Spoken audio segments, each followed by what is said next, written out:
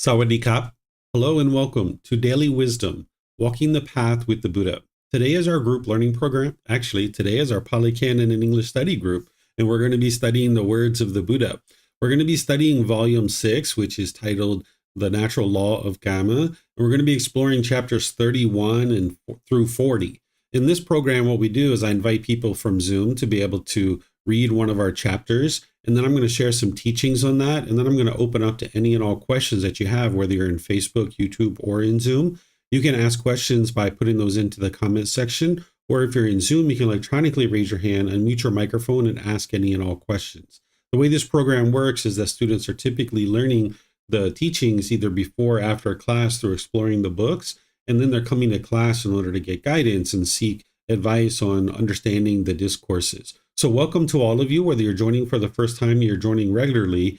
Is there someone in Zoom who would like to volunteer to read this first chapter? Okay, go ahead, Pat. Thank you. A great gift. Monks, here a noble disciple, having abandoned the destruction of life, abstains from the destruction of life. By abstaining from the destruction of life, the noble disciple gives to an immeasurable number of beings freedom from fear, hostility, and harm. He himself in turn enjoys immeasurable freedom from fear, hostility, and harm. This is the first gift, a great gift, highest of long-standing, traditional, ancient, untainted, and never before tainted, which is not being tainted and will not be tainted, not refused by wise ascetics and Brahmins. This is the stream of merit, stream of the wholesome, nutriment of peacefulness, heavenly, ripening peacefulness, conducive to heaven, that leads to what is aspired for, needed, and agreeable to one's welfare and peacefulness. The other four precepts, which are abstaining from taking of what is not given, abstaining from sexual misconduct, abstaining from lying, and abstaining from consuming intoxicants, substances that cause heedlessness, are repeated with the Buddha's guidance. There are, monks, these 5 gifts, great gifts, highest of long-standing, traditional, ancient, untainted, and never before tainted, which are not being tainted and will not be tainted, not refused by wise ascetics and Brahmins. Thank you. All right. Thank you, Pat. I think this is a great way to talk about this discourse and to teach this particular teaching that the Buddha is teaching, because he's talking about the 5 precepts, of course, but he's describing it as a gift and giving something to other people. Because oftentimes we're motivated to do things for other people, but we're not necessarily motivated to do it for ourselves. But the Buddha is helping you to be able to see both sides of this because of the natural law of Kamma, of cause and effect. Many times when people are learning the 5 precepts, they look at them as rules or commandments, and you guys know that that's not how the Buddha actually taught them. And when you see them in his original words, you can see that it's guidance, helping you to be able to see the wisdom of the natural laws. But then also he's helping you to eliminate craving, anger, and ignorance out of one's own mind. That's what he's doing by helping you to understand the conduct that is part of the 5 precepts. You are reducing and eliminating your harmful conduct towards others, so that at the same time, it's eliminating the craving, anger, and ignorance in the mind.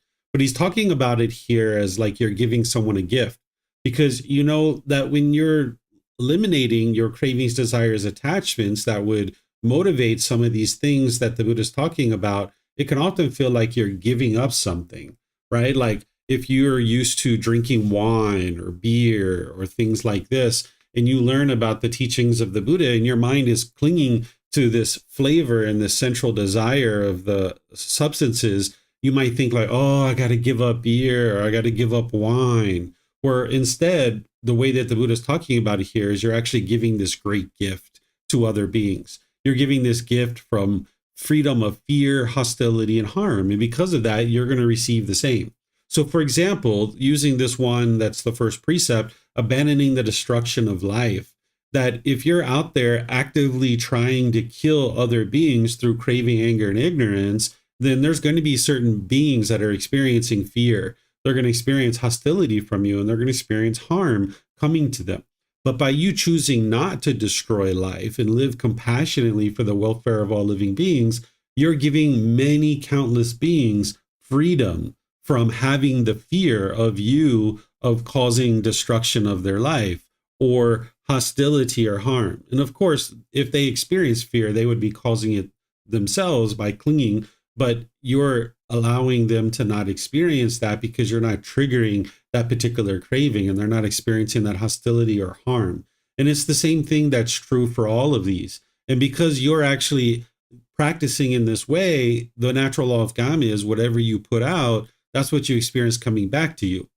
So if you know through the natural law that you're making wise decisions and you're not causing any harm to any being, then you also are experiencing freedom from fear, hostility, and harm. Because if you were out there actively trying to kill, there'd be beings that are trying to kill you too and kind of cause harm to you, and you'd be experiencing this fear, hostility, and harm. But because you're not putting that out, it's not coming back to you.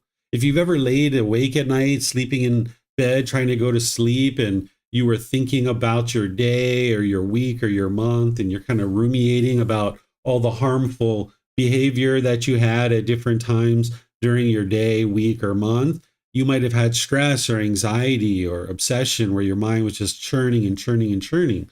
But when you choose to not practice these types of things that the Buddha describes in the 5 precepts, and you abandon these things and you refrain from this and restrain the mind, not only are you giving freedom of fear, hostility, and harm to others, but you can easily go to sleep at night knowing that there's no harm that's going to come to you because you haven't been causing harm to others. So therefore, harm isn't going to come to you.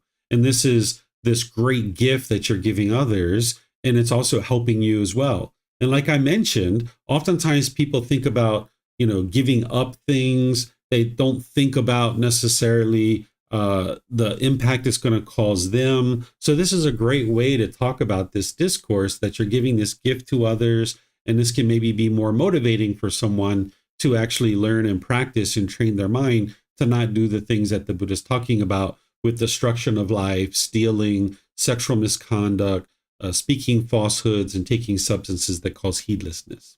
So let me know what questions you guys have here on this chapter, seeing the cause and effect between the 5 precepts and what you'll experience as a result, this reduction in your fear, hostility, and harm, and ultimately getting to a point where you can be at ease knowing that you're functioning in a wholesome and wise way.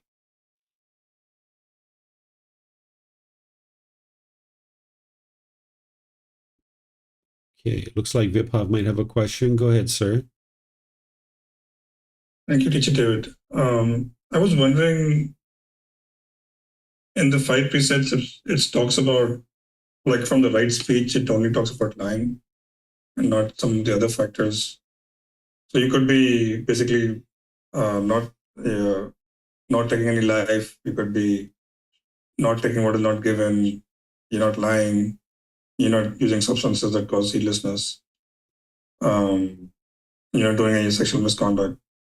But I mean, then the other factors of, you're not following the other factors of, say, well-spoken speech, but still you have harm coming back to you because it's still causing harm, right? So I was wondering why lying is in the 5 precepts, but other, maybe maybe a more elaborate form of right speech is not there. Maybe just say right speech and not why only lying is such a big part of the 5 precepts. Yeah, the 5 precepts are to significantly reduce your unwholesome Kamma. And in terms of speech, that's significant unwholesome Kamma, because as you lie, people are going to discover those lies and they're not going to see you as being trustworthy, reliable, and dependable. And now it's going to strain your relationships, and you're going to have difficult relationships. And not only personally, but professionally too, you wouldn't be able to advance. So that's going to produce significant unwholesome Kamma for you. So the 5 precepts is like a way to really get your arms around your moral conduct in a very short teaching of just the 5 precepts and knock that down significantly. So that's why lying is in there, because the other aspects of speech are also affecting your Kamma, but the lying is coming from craving as well as the other ones too, but it's a real significant one, and it's going to cause difficulties in all parts of your life. And we could say the same thing about harsh speech and stuff like that, but you've got to clean up that craving, and lying is a significant one. And your beings are just going to turn away from you, and you're not even going to necessarily even have people to talk to if you're not even lying, if you're lying, if you're not telling the truth. Whereas if you're speaking harshly, people will kind of like accept that every, once in a while. But with continuous lies, people will tend to, move away from you pretty quickly. So this helps you to significantly reduce your pollutions in your unwholesome karma. Yeah, that helps a lot. Thank you. Yep. Okay, I don't see any questions anywhere else. So we'll go to the next one. Is there someone who would like to read this one, chapter 32? I can read it. Okay, go ahead, Vibhav. Thank you. One is reborn through one's deeds. Monks, beings are the owners of the karma, the heirs of the karma. They have karma as their origin, karma as their relative, karma as their resort. Whatever karma they do, wholesome or unwholesome, they are its heirs. Here, having abandoned the destruction of life, someone abstains from the destruction of life. With the rod and weapon laid aside, dedicated and kindly, he recites compassionate towards all living beings. He does not creep along by body, speech, and mind. His bodily karma is straight. His verbal karma is straight. His mental karma is straight. His destination is straight. His rebirth is straight. But for one with the straight destination and rebirth, I say, there is one of two destinations. Either the exclusively pleasant heavens or influential families, such as those of affluent Khatiyas, affluent Brahmins, or affluent householders, families that are rich, with great wealth and property, abundant gold and silver, abundant treasures and belongings, abundant wealth and grain. Thus a being is reborn from a being. One is reborn through one's deeds. When one has been reborn, contacts affect one. It is in this way, I say, that beings are the heirs of the karma. The Tathagata spoke of taking what is not given, and abandoning of sexual misconduct. The discourse is similar to that of abandoning taking life. He also spoke of the fourfold wholesome conduct of speech and threefold wholesome conduct of mind in the same way. Thank you. All right. Thank you, Vibhav. So here, this first part, you've probably seen this if you've studied the natural law of karma with me in the various classes, where the Buddha is basically helping you to see that it's your decisions that lead to karma. Remember, karma is cause and effect, or action and result. It's the results of your decisions. Wise decisions lead to wholesome karma or wholesome results, and unwise decisions lead to unwholesome karma or unwholesome results. Nobody can create karma for you. And we sometimes joke about this, or at least I used to. And I've heard other people do it in the past. I don't do this anymore, of course, but you might hear people say, don't rub your bad karma off on me, or can you give me some of your good karma? This is impossible. And that's what the Buddha is helping you to see here, that it's your decisions that lead to any particular result. And then he talks about by eliminating the decisions based in the 5 precepts, that you're not creeping along, by body, speech, and mind.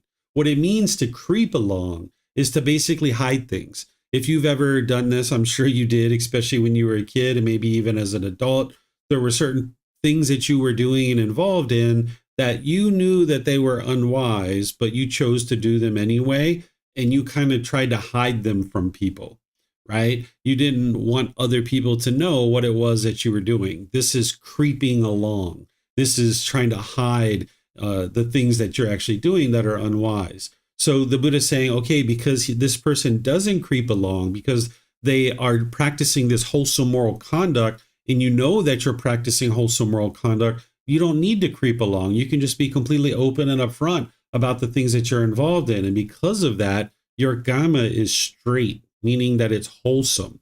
And because of that, if you end up dying and not experiencing enlightenment and there is rebirth, then your destination is straight. There's going to be a rebirth that is straight, that is not going to be going down into the lower realms. So that's what he's talking about here, is the straight rebirth of where you're born either into the heavenly realm or into influential families, affluent Khatiyas or Brahmin, affluent householders where you're rich with great wealth and property.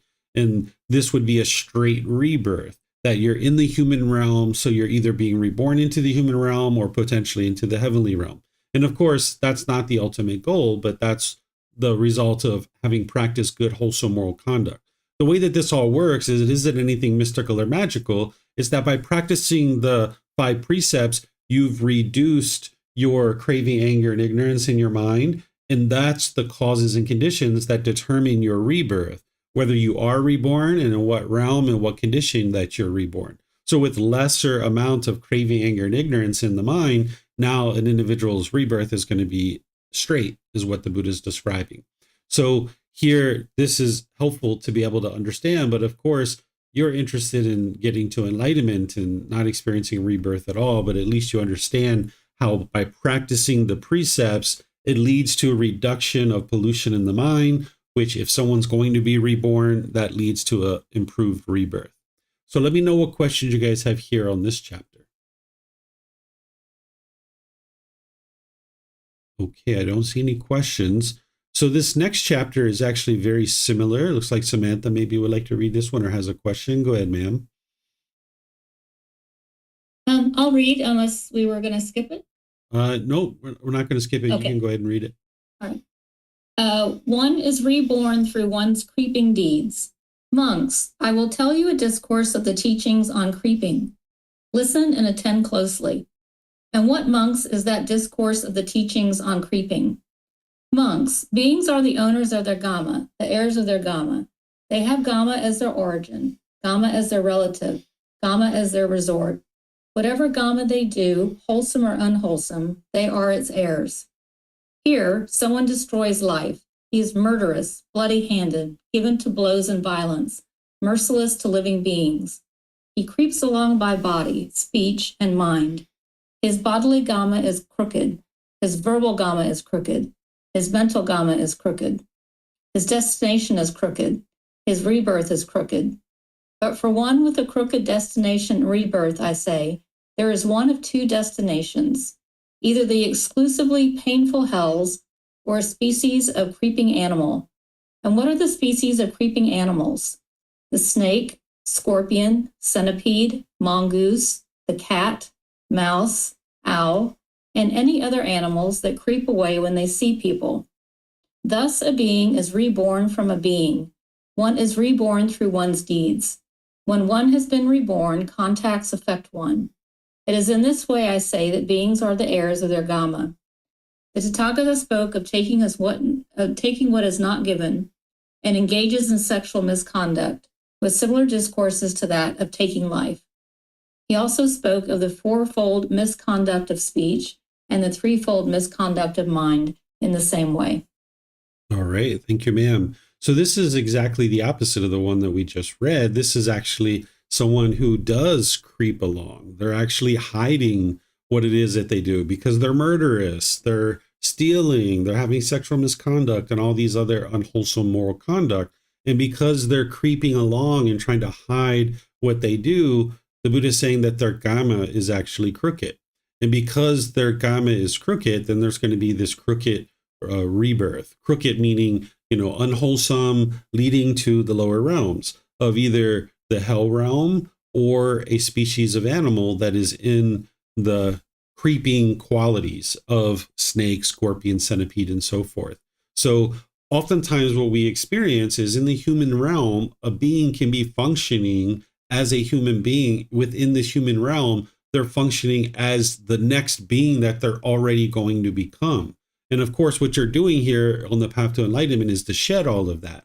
But you can have beings in the human realm who are functioning like a hell being, or they're functioning like an animal, or they're functioning like an afflicted spirit, or they're functioning like a heavenly being as well, or they're functioning like a human being, right? So as you get closer and closer to that first stage of enlightenment, you're functioning better and better as a human being. And that's why if you die in the first or second stage of enlightenment, you're going to come back into the human realm.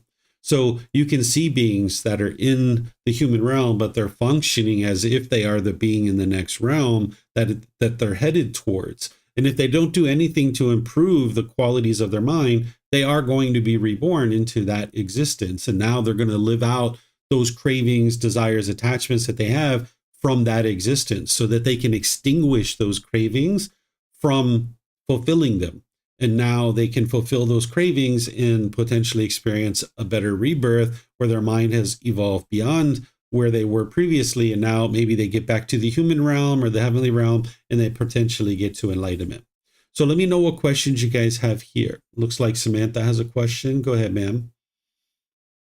Thank you. I'm just wondering how a being, an animal specifically, overcomes natural instincts to, to kill or, to reproduce or whatnot, in order to produce good Kamma for a better rebirth? Or is that why being an animal is so difficult to be reborn into a higher realm? Because, so much of an animal, it seems like, is not really dependent on, I'll say, free will, but a lot of it is instinctual, just from their makeup. So how do they overcome that? Sure. So being in the animal realm, it is like a prison. It's very difficult to get out, but obviously they can get out. It takes many rebirths in the animal realm, and it means that they need to bounce around, right? So like a tiger, it's very rare that a tiger or a lion is going to come right into the human realm, for example. It can happen, but it's unlikely. And that's why they will bounce around many, many times until eventually maybe they get to a rabbit or a turtle or an elephant, where they're not experiencing as much hostility and they don't need to necessarily rely on killing in order to be able to sustain their life. So they do have free will. There's instincts that they have, and there's certain needs that they have in order to sustain their life, but it's still their free will. Those animals are still having free will and choosing to do the things that they're doing, but they're doing it as a part of survival. And now, as part of that, they have a difficult time because their mind still maintains so much craving, anger, and ignorance. And now if they get to a better animal existence, like a rabbit or, something like this, where they're not really killing in order to sustain their life, that's going to help them to be able to improve the condition of the mind and then ultimately get to a better existence, to maybe come into a human existence or something else. Okay. I'm not sure how an animal has free will about killing without knowing like what their thought process is. Like how can let's say a scorpion think, okay, well, I could have some grass or I could eat another insect. Mm-hmm. And it's better off if I eat the grass. Like, it doesn't seem like animals really have that ability to have the thought process to actually make a decision. They are making a decision. That's what it means to have free will, that you're making a decision. It doesn't necessarily mean that you're making an intelligent decision or one that you've contemplated or one that you've had discernment about. That's what you're talking about, is you're thinking about more like intellectual reflection and discernment. But what free will means is just that you're making a decision at your own volition, your own intention. So a scorpion is intending to go over there and kill that frog or whatever it is, that spider, in order to eat it. That is its intention. It's doing so because it needs to sustain its life, but it is a free will decision. And they don't have the capability to even fathom, and they wouldn't be able to even survive by eating something like grass or a tomato or something like that. They probably couldn't survive if they were eating those types of things. But at the end of the day, it is a free will choice, meaning that they've chosen to do that based on their own choices. Nobody forced them to do that. But because of the type of being that they are doing that because that's all they know in that particular existence. And that's why they need to extinguish the Kamma related to that existence so that they can get to a better existence, like maybe a rabbit or a squirrel or something like this, where they're not killing. And now they have less of that in their mind, less craving, less anger, less ignorance. And now they can potentially move on from there.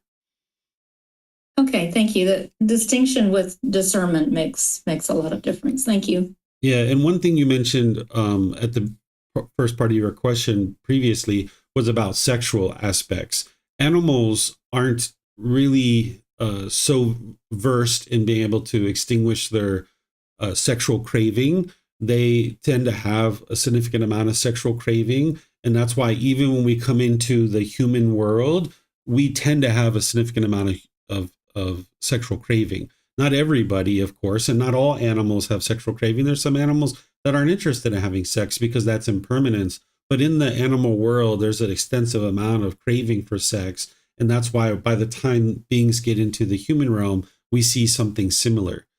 Beings who have maybe been in the human realm before and maybe extinguished some of their sexual craving, or maybe beings that have been in the heavenly realm and have extinguished some of that. When they're born into the human realm, they don't have as much sexual craving or maybe none at all. But human beings tend to have a significant amount in general, but of course not everybody. And so that's where in the human realm, we have the capability to intellectually understand that and then really truly work on extinguishing it. Where in the animal realm, they don't do that because they don't have the same level of ability to develop their mind. Okay, thank you. That was a terrific answer. Thank you. Yeah, you're welcome. Okay, I don't see any questions anywhere else. So let's go to the next one. This is chapter 34. Is there someone who would like to read this? Looks like Pat again. Go ahead, sir. At minimum, leads to deeds. Monks, the destruction of life, repeatedly pursued, developed, and cultivated, leads to hell, to the animal realm, and to the realm of afflicted spirits. For one reborn as a human being, the destruction of life at minimum leads to a short lifespan.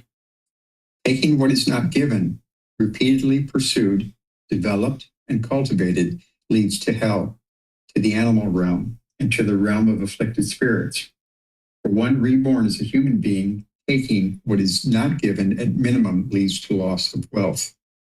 Sexual misconduct, repeatedly pursued, developed, and cultivated, leads to hell, to the animal realm, and to the realm of afflicted spirits.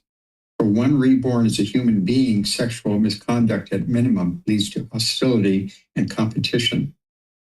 False speech, repeatedly pursued, developed, and cultivated, leads to hell, to the animal realm, and to the realm of afflicted spirits. For one reborn as a human being, false speech at minimum leads to false accusations. Argumentative speech, repeatedly pursued, developed, and cultivated, leads to hell, to the animal realm, and to the realm of afflicted spirits. For one reborn as a human being, argumentative speech at minimum leads to being separated from one's friends. Harsh speech, repeatedly pursued, developed, and cultivated, leads to hell, to the animal realm, and to the realm of afflicted spirits. For one reborn as a human being, harsh speech at minimum leads to disagreeable sounds. Idle chatter, repeatedly pursued, developed, and cultivated, leads to hell, to the animal realm, and to the realm of afflicted spirits. For one reborn as a human being, idle chatter at minimum leads to others distrusting one's words. Drinking liquor and wine, ingestion of substances that cause heedlessness, repeatedly pursued, developed, and cultivated, leads to hell, to the animal realm, and to the realm of afflicted spirits. For one reborn as a human being, drinking liquor and wine, at minimum, leads to madness. Thank you. All right. Thank you, Pat. So I think this is a great discourse to help you see how the Buddha isn't using anything about the natural law of Kamma as a way to guilt, shame, and fear somebody into learning and practicing his teachings, because sometimes that's what people feel like when you're talking about things like what the Buddha is talking about here.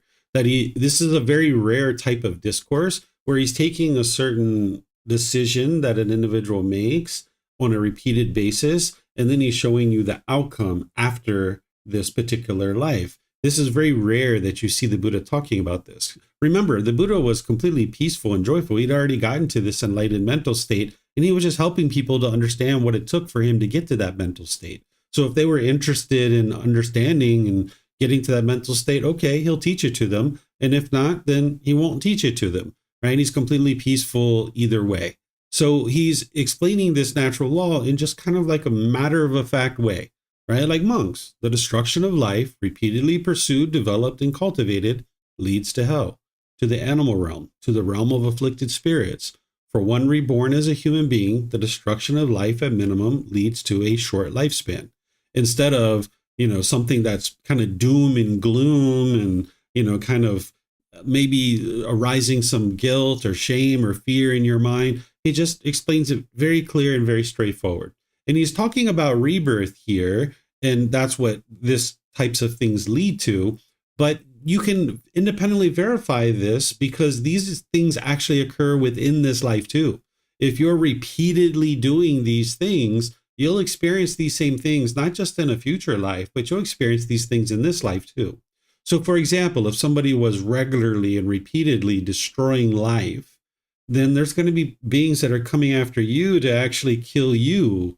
And that means that you're going to have a shortened lifespan. One of the things I think about here is like if an individual went off to war and battle, and maybe they're 18, 20, 22 years old, and they're repeatedly killing and killing and killing, and now you're very likely to have a short lifespan yourself, right? Or you can look at like serial murderers who are regularly killing, and they end up maybe even getting caught and going to jail, and now they end up getting killed while they're in jail, right? And you can go through each one of these if you've done any of these kinds of things, or if you've known people who've done these kinds of things, and you can see that, yeah, this is exactly what you experienced. Like, for example, if you've had any sexual misconduct in your life, where maybe you were going out and having sex with people behind the back of other people, maybe you're in a relationship and you're going outside that relationship, there was this hostility, maybe in competition.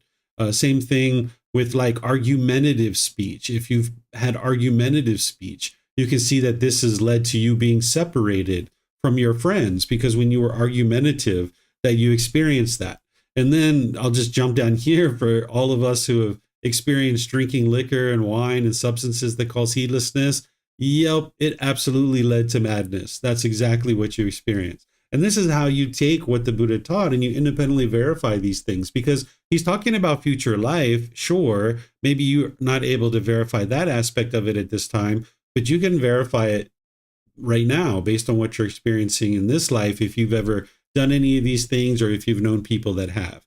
And now what you do with a discourse like this is you aim to improve your practice to the point where you're not doing these things. And that way you won't experience these things. And this is where life just becomes more and more peaceful, because you understand the causes and conditions that lead to madness, or that lead to a shortened lifespan, or that lead to hostility or being separated from your friends. You understand those things that lead to that. So when you understand the cause, then you'll stop doing that so that you no longer experience the effect.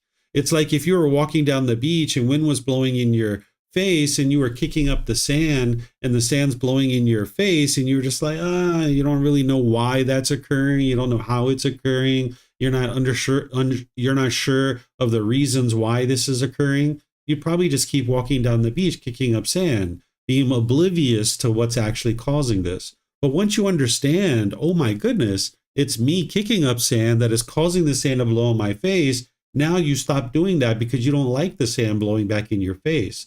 So we oftentimes don't understand these things, right? So like when we were being led to be separated from our friends, when we were arguing with our friends, and maybe we ended up having a damaged relationship and people went away from us. In our minds, we probably thought we are right, they're wrong. We were blaming them for the things that we are experiencing. We thought that we were so right and our anger was justified, and how dare they treat us like this. So when they go away from us, even though we had argumentative speech and harsh speech, we just kind of blamed them for what happened. And we were like, yeah, thank goodness that person's out of my life, right? But then when we start learning these causes and conditions, the natural law of Kamma, we're like, oh, I see what's going on. It's my own mind that's causing this. And it's my own mind that's causing this harsh and argumentative speech. And that's what's actually leading to these broken relationships. So you know what? Let me stop doing that. Let me eliminate these decisions from my life. And that's where I talk about, if there's anything that's going on in your life that you would rather not occur, all you need to do is cultivate wisdom, make different decisions, and you'll experience different results. And that's what the Buddha is helping you to be able to see here. And while, again, he's talking about future lives, you can apply this to your current life too and independently verify it, and then make decisions to no longer choose to do these types of things. And that's going to help you to reduce and eliminate your craving, anger, and ignorance. So let me know what questions you guys have here. So it looks like Vibhav might have a question. Go ahead, sir. Thank you, Teacher David. I had a question on the first part, like short lifespan, because one is pursuing destruction of life. So in some cases that you describe it, it is kind of clear to see like soldiers going into battle, that you're more likely to get killed because you're trying to kill other people and you're in battle. In other cases, for me, it's hard to kind of wrap my head around. Specifically, I think the examples you've given around like lifespan of animals who are who eat meat and who don't eat meat. So you've given some examples of like say elephants or which have a high lifespan. But there are other like animals like cows or rabbits. Like rabbits has a very short lifespan. It doesn't eat meat, but it has a short lifespan. And like cows also have a similar lifespan as like a lion. And so I'm wondering how. And I was also looking at just before the class I was looking at animals who live long, and there's like a shark that lives like 200 or 300 years, maybe more. So I was wondering how to kind of reconcile that. That's a trouble I'm having. That's one, and the second part is also like things like people like who don't like necessarily kill like human beings, but who deal in meat like butchers, or in some countries like Rachel was talking about how in Vietnam they were basically like kill like cats and dogs as well in northern Vietnam, I think she was saying. And they like keep them in cages and then they kill them for meat and stuff. So if you don't deal in like killing humans, but you deal in meat like butchers and where like meat is very prevalent, how does that reconcile to the short lifespan? That I think that's part is not super clear to me. I'm not able to wrap my head around it. Okay. So this is where your mind keeps thinking that everybody's going to experience Kamma in exactly the same way, in precisely the same way. You need to remember the discourse on the lump of salt and understand that each being experiences Kamma differently. They can do the same exact thing and experience it differently. That's what the Buddha is talking about. But what your mind's thinking, and it's been thinking this way, for a long time, is that everybody's going to experience things exactly the same way. And that's your mind's thinking of permanence rather than seeing the impermanent nature of how Kamma is experienced based on the deeds that you've done, not only in this life, but previous lives as well. Okay, so that's the only way I guess that part makes sense. Thank you. Mm-hmm. I guess I was applying this to literally the short lifespan.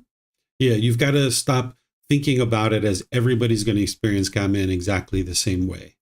You've got to remember that discourse on the lump of salt. That's what's going to help you to be able to verify what the Buddha is teaching here, and then rectify why is it that this shark is able to live for 200 years, but this rabbit is living for a shorter time frame. Because Kamma is experienced differently by different beings because the variables are different. So I guess then how I guess a short lifespan, like how does a short lifespan take effect into, I guess let me rephrase my question. Like how do you think about how should one think about like using this discoursing if one like repeatedly pursues destruction of life, then their lifespan will be short. How does like someone use this discourse to like then think about the way that you can use this discourse is to eliminate all these things that the Buddha is talking about. That's how you can use this discourse. And then you can use this discourse to understand why beings experience what they experience. So that rabbit that is experiencing a short lifespan, they could have easily been a tiger or a lion in their previous life, or they could have been a shark in their previous life where they were killing regularly, or maybe they were a human being where they were killing regularly, and now they're reborn into the life as a rabbit where they're having a short lifespan, right? So you use these discourses to be able to help you see the wholesome qualities to cultivate and the unwholesome qualities to eliminate. That's how you would like to use these. And then you can independently verify the things that the Buddha is sharing, and helps you to be able to understand why the world functions the way that it does. So oftentimes, like say you have a human being who's 2 years old, 3 years old, and they die of cancer, and then people are really upset about that, right? And again, the natural law of Kamma isn't about blame and fault. It's not about that. But when we see that little 2-year-old child that dies, or that 3-year-old child that dies, then what we can come to understand is most likely what occurred is in their previous life, they might have done a significant amount of killing. And now they're in this life, and this is why there's a shorter lifespan. It's not absolute, because, that's not the way the natural law of Kamma works and functions, but that's a potential. And now we can understand why beings experience what they experience, and we start to understand the world better, instead of being sad and, oh my gosh, that 2-year-old child, 3-year-old child died. We can understand that, okay, this is part of the natural law. This is what's actually has occurred. And now we don't have to be upset. We can just understand the world is working exactly the way the Buddha described it to work. That really helps a lot. Thank you. Mm-hmm. You're welcome. All right.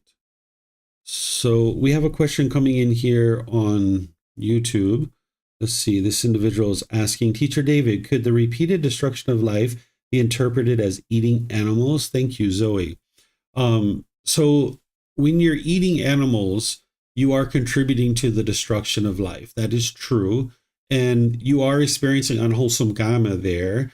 And it will shorten your lifespan because it's going to produce more sickness in the body. There's some people who have eaten meat and they've actually died. I actually had a girlfriend that experienced this. When I was 16 years old, she was 18. And when we ate out, she ate at one restaurant and ate meat, and I ate at another restaurant and I ate, I wasn't vegetarian or vegan at the time, but I didn't eat the same thing that she ate. And she ended up dying from E. coli bacteria, right? This is how people experience that. So, she experienced a short lifespan. She died at the age of 18 or 19, right? And this is from those types of decisions. So yeah, this is why getting to a plant-based food supply, you're going to experience improved health, and you're going to have better health in the body. And this would be wise for somebody to work towards that, understanding that they may need to eat some amount of animal products at some point, or they might need to look at supplements and things like this in order to be able to transition over to that. But that's part of the natural law. And that's one of the big misunderstandings here in Thailand and in other parts of the Buddhist world, that they think that it's only the person who's killing the animal that's experiencing the unwholesome Kamma. That being is experiencing a significant amount of unwholesome Kamma, but even the person who's eating it is experiencing it too by way of sickness in the body. Okay, I don't see any questions anywhere else. So let's go to the next one. All right, so this is chapter 35. Is there someone who would like to read this one? Okay, Samantha, go ahead, ma'am. Indebtedness is discontentedness in the world. Poverty is called discontentedness in the world. So too is getting into debt. A poor person who becomes indebted is troubled while enjoying himself. When they prosecute him and he incurs imprisonment, this imprisonment is indeed discontentedness for one yearning for gain and sensual pleasures. Just so in the noble one's discipline, one in whom confidence is lacking, who sees no danger in wrongdoing and brash, heaps up a mass of evil, unwholesome Kamma. Having engaged in misconduct by body, speech, and mind, he forms the wish, may no one find out about me. He twists around with his body, by speech or mind, he piles up his evil, unwholesome deeds in one way or another repeatedly. This unwise evildoer, knowing his own misdeeds, is a poor person who falls into debt, troubled while enjoying himself. His thoughts then prosecute him. Painful mental states born of remorse follow him wherever he goes, whether in the village or the forest. This unwise evildoer, knowing his own misdeeds, goes to a certain animal realm or is even bound in hell. This indeed is the discontentedness of bondage. All right. Thank you, Samantha. So when we're making unwise decisions about our moral conduct, this is like getting into debt, because whatever unwise moral conduct that you put out, that's producing unwholesome karma. And now you're going to need to experience that. So that's what the Buddha is helping you to be able to see here. And he's using this analogy because people typically understand getting into debt and money, right? So that's the same thing that's happening when you're making unwise decisions about your moral conduct. And that's why once the Buddha taught right view and the Four Noble Truths, helping you see it's your own mind that's causing these discontent feelings, he would move right into teaching people moral conduct. Oftentimes nowadays, people are focused on meditation a lot, but the Buddha didn't do that. He actually taught people moral conduct first, because why would you go clean up the mess on the ground when you've got all this oil that you're spewing all over the world? You've got to shut down the oil pipe. So when you're actually producing unwholesome karma through your moral conduct, it's like spewing oil all over the world. Well, you're not going to go clean up the mess on the floor. You're going to shut down the oil pipe. So if you shut down your unwise moral conduct, that gives you an ability to now go clean up the mess, because you're now choosing to no longer do those unwise things. So it's very important to focus on moral conduct. Oftentimes people think that the Buddha sat under a tree, he meditated and instantly got to enlightenment. And because of that, people will tend to be very heavy in their meditation practice, doing a lot of meditation, 8, 9, 10, 12 hours of meditation, completely ignoring the moral conduct and not realizing why that's important. That maybe they get up from their meditation after 12 hours and they go outside and they're bitter, harsh, and hostile with people. They're not anywhere close to enlightenment. They're still producing significant amounts of unwholesome karma. So it's really important to focus on your moral conduct and tweak that every single day. When the Buddha talked about a simple way to practice his teachings on a daily basis, he mentioned to focus on generosity on a daily basis, to focus on improving your moral conduct on a daily basis, and meditation as well. So here he's helping you to be able to see this in terms of debtedness, that you're in debt. And now you're going to pay that debt, because in this life, you're going to experience the unwholesome karma coming back to you. And if there's rebirth, that means there's going to be more unwholesome karma in the future to deal with. But instead, you'd like to get debt free. I don't know if you guys are actually debt free with finances. You know, there is such thing as good debt and bad debt, so to speak. But if you've gotten free of all your quote unquote bad debt, it's like a burden is lifted off your shoulders. I remember when I was like 26 years old or 27, 28, I got free of debt. And it was like a burden got lifted off my shoulders. It felt so freeing. The same thing is true when you're choosing to practice good, wholesome moral conduct. It's so freeing that your mind is free, because you know you're not causing any harm and there's no harm coming back to you. So let me know what questions you guys have here on this chapter.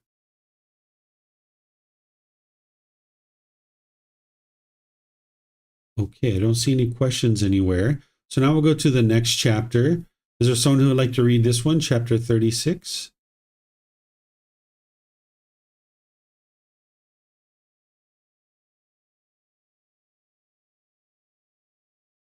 Okay, we got 2 here. I'll just take the one at the top. That's Samantha.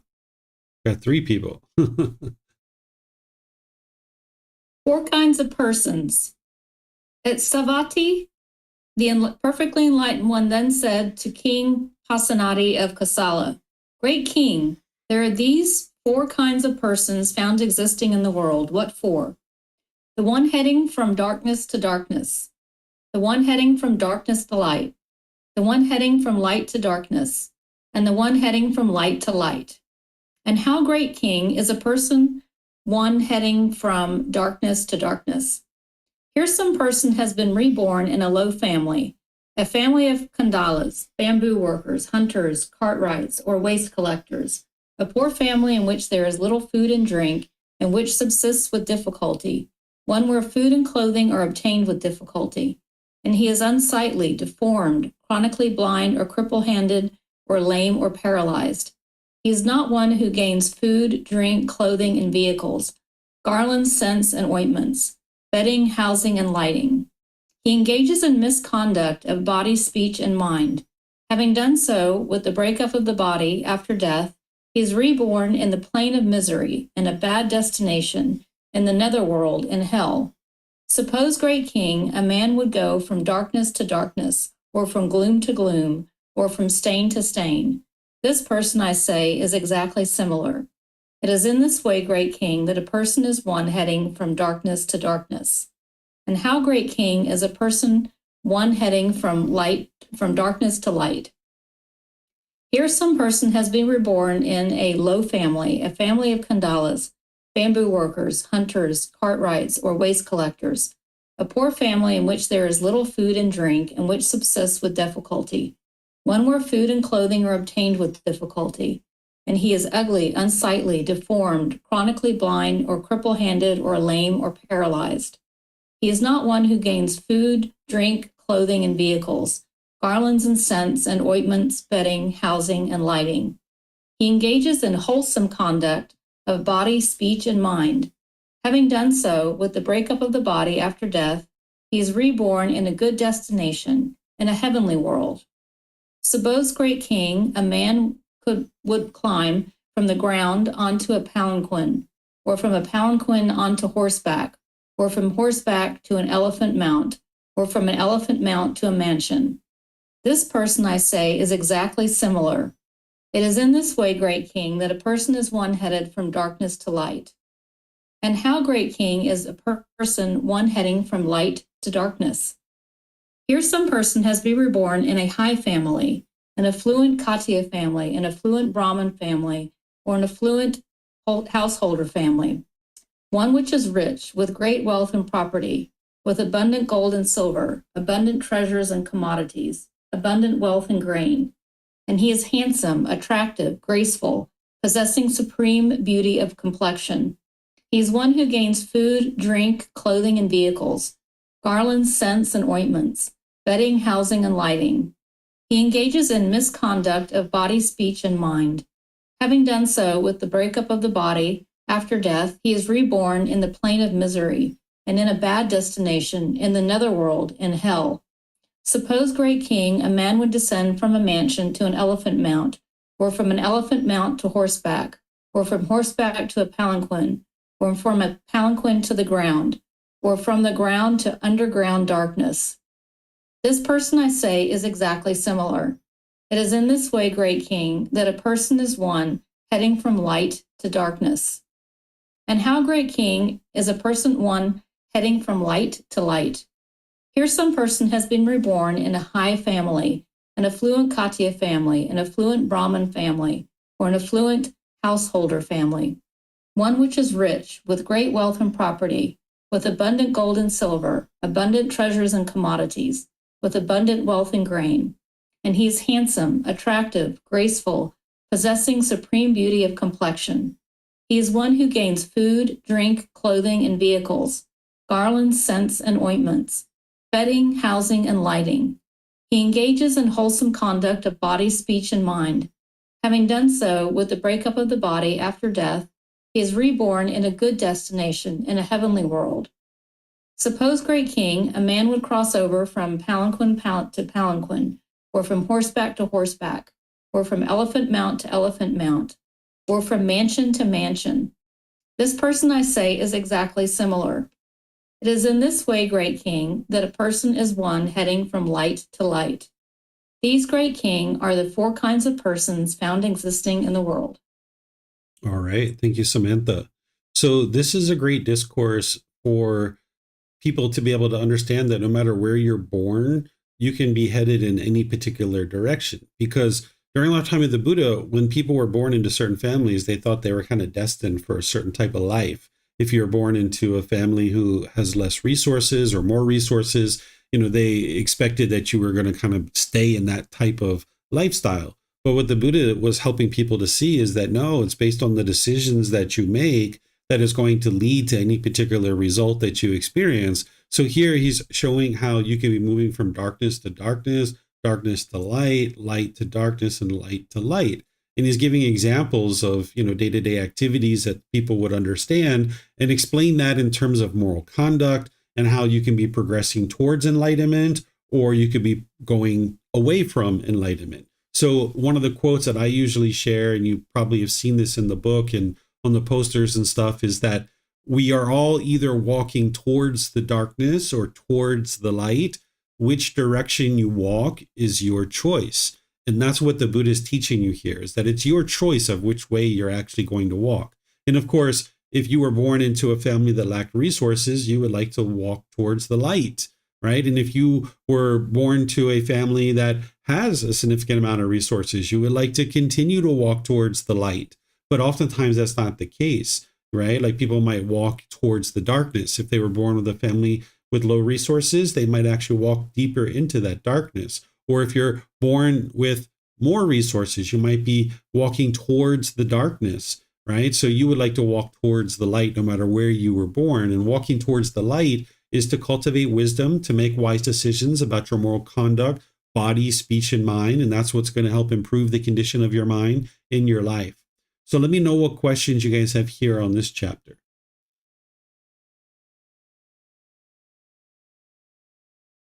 Okay, I don't see any questions anywhere. So now we'll move to the next chapter. And it looks like Pat would like to read this one. This is chapter 37. This is actually the Eightfold Path. I'm not, as you know, Pat, I'm not going to teach this, but I'll let you read the next one. So normally this is titled the Eightfold Path because that's the core central teaching of the Buddha, and that's what we refer to it as. This chapter, because it's in the book of the Natural Law of Kamma, it's titled differently. It's titled, a path to attain the ending of unwholesome Kamma, because that's what you're doing through this Eightfold Path. By learning and practicing this Eightfold Path, you're extinguishing all your unwholesome Kamma. So here, if you guys have any questions on the Eightfold Path, you're more than welcome to be able to ask me those. Below this, we've got some other discourses that we can read.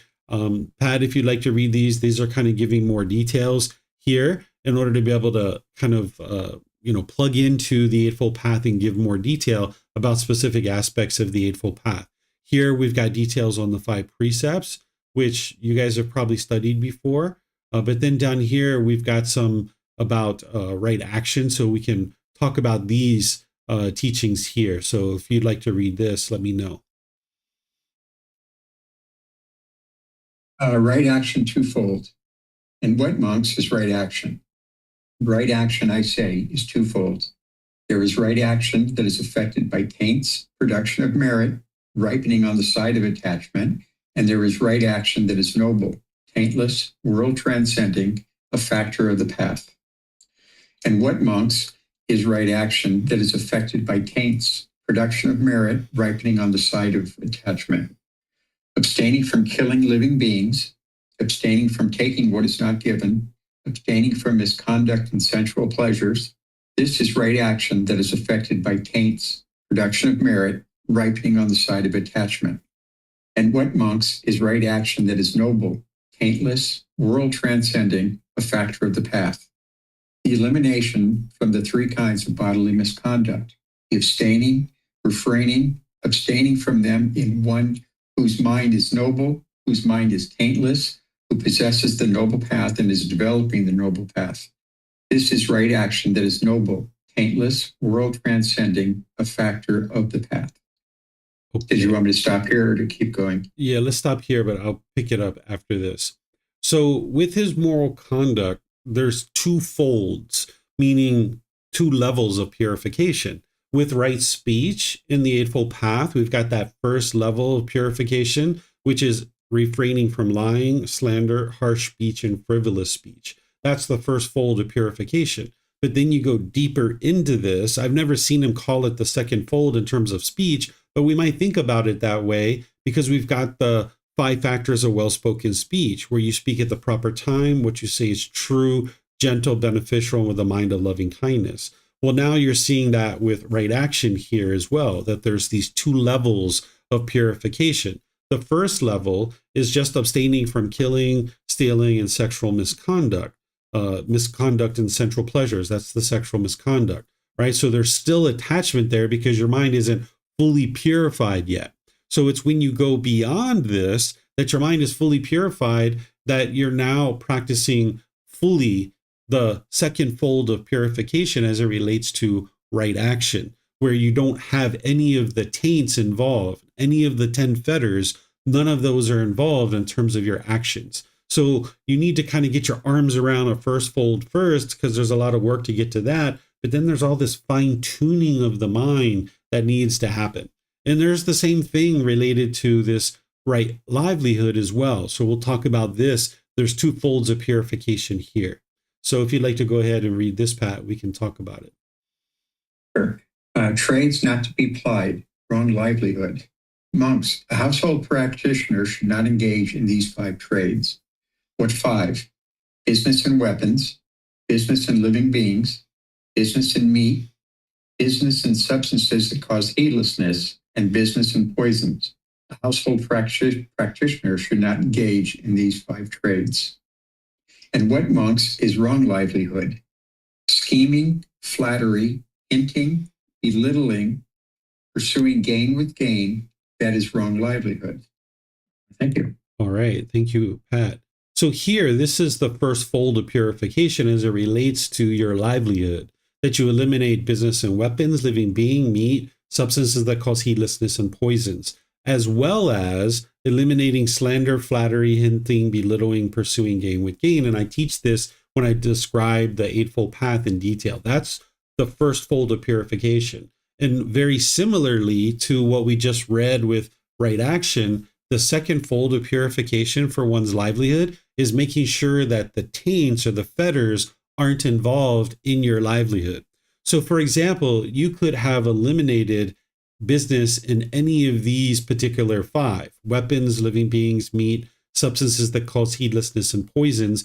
And you may not be doing any of these things, but you haven't fully purified your livelihood because your ego is still involved. You still have conceit when you're at work, for example, right? So that's not a fully purified livelihood yet, because you're walking around with a chip on your shoulder, your chest is all puffed out, and now that's going to produce unwholesome results for you in your livelihood. You haven't fully purified that yet. And maybe you're just holding on to that livelihood for the reasons of conceit. So in order to get to a fully purified livelihood, not only do you need to eliminate these 2 things here, which is the first fold of purification, but you need to eliminate any of the taints being arising while you're performing your livelihood.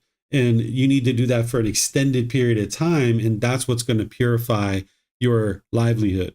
You'll find this in volume 12, chapter 14. That's where you'll find what I just described. Here, it doesn't have that.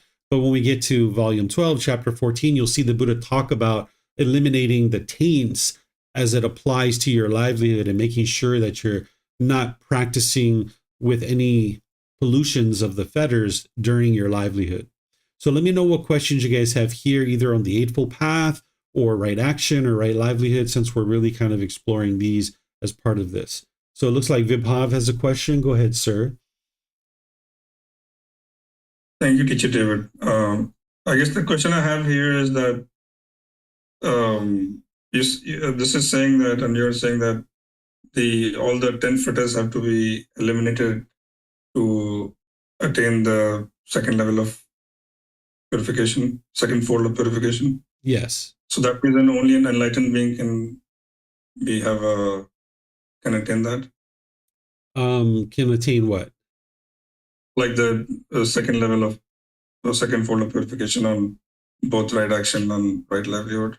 Not necessarily. So, what you said, but this means, this is saying that you have to eliminate the 10 fetters while undertaking any action or livelihood for pursuing those 2, right? If you have any of the fetters still involved, then you have not achieved that level of purification. Yes, that's true as it relates to right action, but not right livelihood. because someone can actually purify their livelihood where they're not functioning with any type of taints or fetters involved there, but they're still showing up in other parts of their practice and other parts of their life. So the right action, second fold of purification of right action can only be achieved by an enlightened being. Right. So that's why that third fetter of wrong behavior and observances, it's only the first fold of purification that you need in order to eliminate that fetter. But then in terms of actually getting to enlightenment, there's still work to be done on your actions, your speech, your actions, and potentially your livelihood as well. Depending, your livelihood's unique because some people can actually get to a point where they're fully functioning in a right livelihood. There's no fetters involved in their livelihood whatsoever, but it's showing up in their personal life. Okay, thank you. That helps. Yep. Okay. Don't see any questions anywhere else. So we'll go to the next one. Let's see. Is there someone who would like to read chapter 38?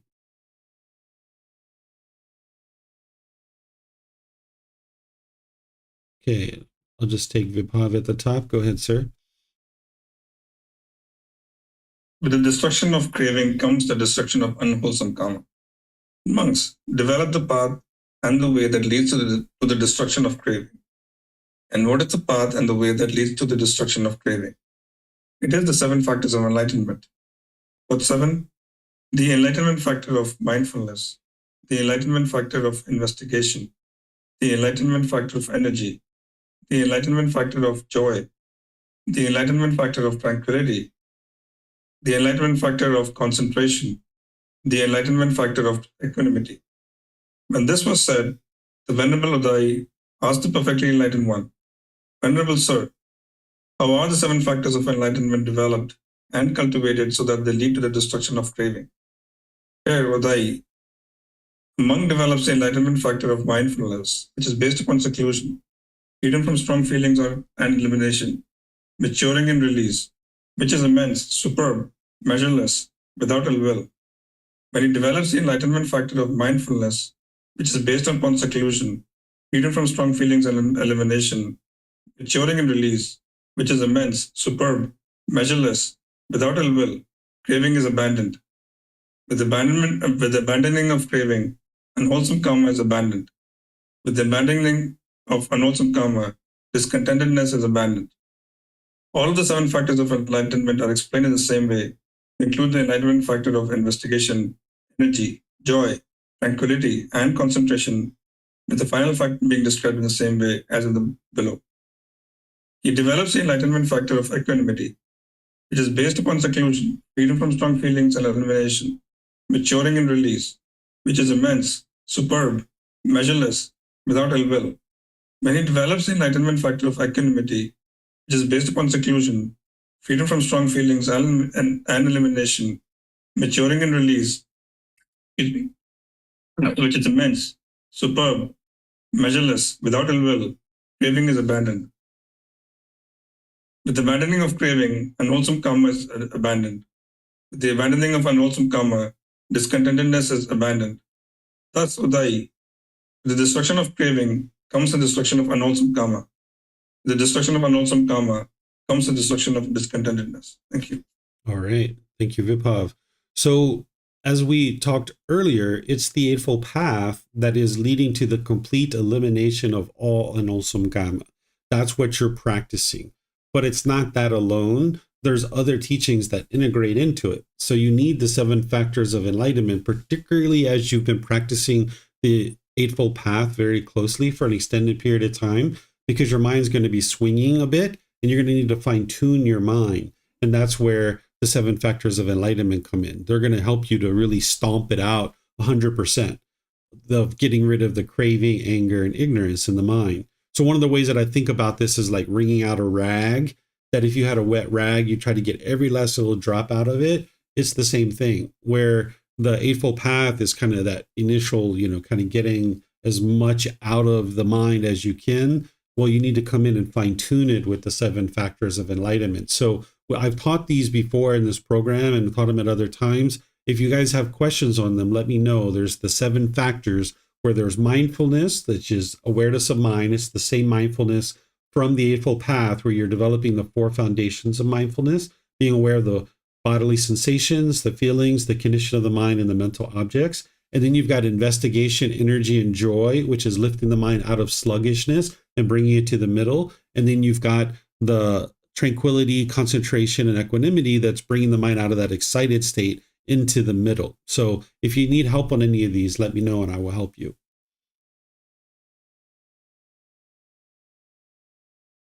Okay, I don't see any questions. So now we go to the next one, which is chapter 39. Is there someone who would like to read this?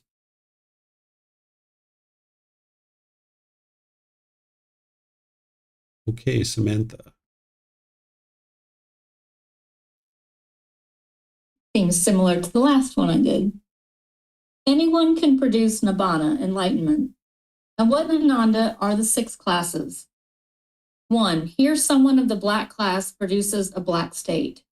Someone of the black class produces a white state. Someone of the black class produces nibbana, which is neither black nor white. Then someone of the white class produces a black state. Someone of the white class produces a white state. And someone of the white class produces nibbana, which is neither black nor white. And how is it, Ananda, that someone of the black class produces a black state? Here someone has been reborn in a low family, a family of kandalas, hunters, bamboo workers, cart makers, or waste collectors, one that is poor with little food and drink, that subsists with difficulty, where food and clothing are obtained with difficulty. And he is ugly, unsightly, ill-proportioned, and with much illness, blind, crippled, lame, or paralyzed. He does not obtain food, drink, clothing, and vehicles, garlands, scents, and ointments, bedding, housing, and lighting. He engages in misconduct by body, speech, and mind. In consequence, with the breakup of the body after death, he is reborn in the plane of misery, in a bad destination, in the lower world, in hell. It is in such a way that someone of the black class produces a black state. And how is it, Ananda, that someone of the black class produces a white state? Here someone has been reborn in a low family, a family of kandalas, hunters, bamboo workers, cart makers, or waste collectors, one that is poor with little food and drink, that subsists with difficulty, where food and clothing are obtained with difficulty. And he is ugly, unsightly, ill-proportioned, with much illness, blind, crippled, lame, or paralyzed. He does not obtain food, drink, clothing, and vehicles, garlands, scents, and ointments, bedding, housing, and lighting. He engages in wholesome conduct by body, speech, and mind. In consequence, with the breakup of the body after death, he is reborn in a good destination in a heavenly world. It is in such a way that someone of the black class produces a white state. And how is it, Ananda, that someone of the black class produces nibbana, which is neither black nor white? Here someone has been reborn in a low family, a family of kandalas, hunters, bamboo workers, cart makers, or waste collectors, one that is poor with little food and drink, that subsists with difficulty, where food and clothing are obtained with difficulty. And he is ugly, unsightly, ill-proportioned, with much illness, blind, crippled, lame, or paralyzed. He does not obtain food, drink, clothing, and vehicles, garlands, scents, and ointments, bedding, housing, and lighting. Having shaved off his hair and beard, he puts on ochre robes and goes forth from the household life into homelessness. When he has thus gone forth, he abandons the 5 hindrances, defilements of the mind, things that weaken wisdom. And then, with his mind well established in the 4 foundations of mindfulness, he correctly develops the 7 factors of enlightenment and produces nibbana, which is neither black nor white. It is in such a way that someone of the black class produces nibbana, which is neither black nor white. And how is it, Ananda, that someone of the white class produces a black state?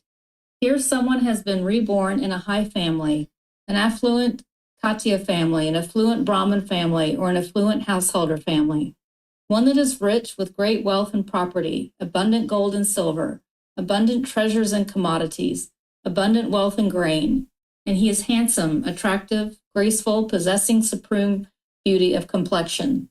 He obtains food, drink, clothing, and vehicles, garlands, scents, and ointments, bedding, housing, and lighting. He engages in this conduct by body, speech, and mind. In consequence, with the breakup of the body after death, he is reborn in the plane of misery, in a bad destination, in the lower world, in hell. It is in such a way that someone of the white class produces a black state. And how is it, Ananda, that someone of the white class produces a white state? Here someone has been reborn in a high family, an affluent Katya family, an affluent Brahma family, or an affluent householder family. One that is rich with great wealth and property, abundant gold and silver, abundant treasures and commodities, abundant wealth and grain, and he is handsome, attractive, graceful, possessing supreme beauty of complexion. He obtains food, drink, clothing, and vehicles, garlands, scents, and ointments, bedding, housing, and lighting. He engages in wholesome conduct by body, speech, and mind. In consequence, with the breakup of the body after death, he is reborn in a good destination, in a heavenly world. It is in such a way that someone of the white class produces white state. And how is it, Ananda, that someone of the white class produces nibbana, which is neither black nor white? Here someone has been reborn in a high family, an affluent Katya family, an affluent Brahmin family, or an affluent householder family. One that is rich, with great wealth and property, abundant gold and silver, abundant treasures and commodities, abundant wealth and grain. And he is handsome, attractive, graceful, possessing supreme beauty of complexion. He obtains food, drink, clothing, and vehicles, garlands, scents, and ointments, bedding, housing, and lighting. Having shaved off his hair and beard, he puts on ochre robes and goes forth from the household life into homelessness. When he has thus gone forth, he abandons the 5 hindrances, defilements of the mind, things that weaken wisdom. And then, with his mind well established in the 4 foundations of mindfulness, he correctly develops the 7 factors of enlightenment and produces nibbana, which is neither black nor white. It is in such a way that someone of the white class produces nibbana, which is neither black nor white. These, Ananda, are the 6 classes. All right. Thank you, Samantha.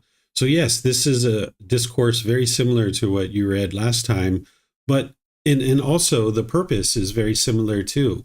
To be able to help people to understand that no matter where you're born and what family you're born into, you can still attain enlightenment. Because people were so stuck and so locked into the idea that if they were born in one type of family or another, they were destined to a certain type of life. And the Buddha is helping them to see, no, that's not the case, right? You can be born into a family that lacks resources, which is what he's talking about as a black case or a black class. And you can go deeper into that darkness, or you can improve, or you can actually get to enlightenment.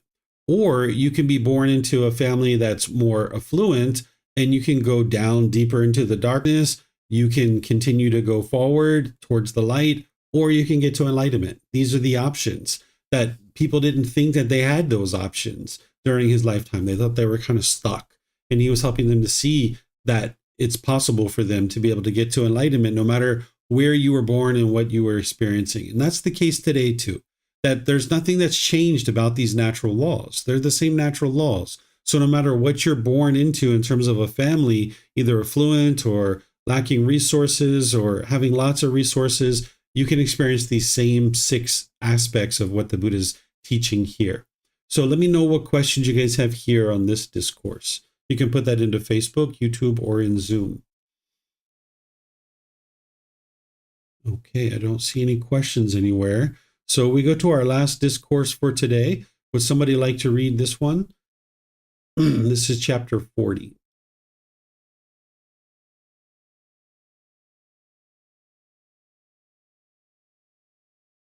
Okay, you guys all 3 volunteered again, so I'll just take the one at the top. Go ahead, Samantha. I don't want to steal the thunder from anyone. No, I don't. I've lost track of how many times each of you guys have read. The arising of discontentedness. I have said, Ananda, that discontentedness is dependently arisen. Dependent on what? Dependent on contact. If one were to speak thus, one would be stating, what has been said by me and would not misrepresent me with what is contrary to the truth. One would explain in accordance with the teachings, and no reasonable consequence of one's assertion would give ground for criticism. Therein, Ananda, is the case of those ascetics and Brahmins, advocates of Kamma, who maintain that discontentedness is created by oneself, that is conditioned by contact. Also, in the case of those ascetics and Brahmins, advocates of Kamma, who maintain that discontentedness is created by another, that too is conditioned by contact. Also, in the case of those ascetics and Brahmins, advocates of Kamma, who maintain that discontentedness is created both by oneself and by another, that too is conditioned by contact. Also, in the case of those ascetics and Brahmins, advocates of Kamma, who maintain that discontentedness has arisen randomly, being created neither by oneself or by another, that too is conditioned by contact. Okay, thank you, Samantha. So here we've explored a discourse similar to this, that it's contact that leads to the triggering of a craving that's inside the mind. And where this is really helpful for you is that you know that at any point that you see discontentedness arising, whether it's conditioned pleasant feelings, painful feelings, neither painful nor pleasant, you can break contact, and that'll help protect your mind. And you definitely need to do that with the conditioned pleasant feelings. But even with painful feelings, if you're struggling there, it's better to break contact rather than allow you to experience some kind of unwise moral conduct. Because once you put out the unwise moral conduct, it's going to produce unwholesome results. So you'd like to break contact, and that's what's going to help you to be able to get to the point where you've extinguished all your craving, anger, and ignorance. So a discourse like this is helping you to see, yes, there's craving in the mind, but without contact through the six sense bases, it's not going to get triggered. So let me know what questions you guys have here. This is further helping you to be able to know what to do on a day-to-day basis in terms of extinguishing all these cravings, is that you need to break contact in certain situations. And that's what's going to help you to extinguish that. Remember, you can put your questions into Facebook, YouTube, or in Zoom.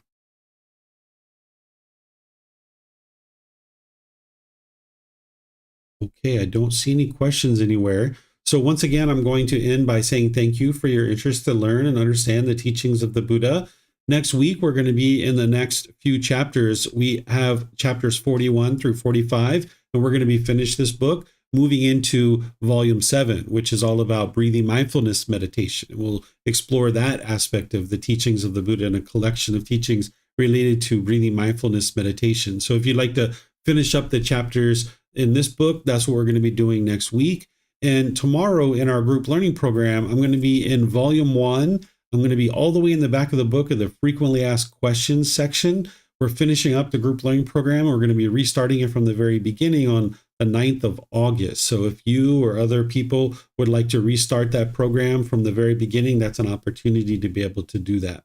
So thank you all for joining. Thank you for reading, participating. Thank you for your questions. Just thank you for deciding that today is a day that you'd like to learn and practice the teachings of the Buddha, because it's helping you, it's helping those around you, and it's helping all of humanity. You're helping to give freedom of fear, hostility, and harm that would be caused to other beings. And now by you becoming a better and better individual, it's helping an immeasurable number of beings. So thank you for that. So perhaps we'll see you guys in a future class. Be well and take care. Sawadee krap.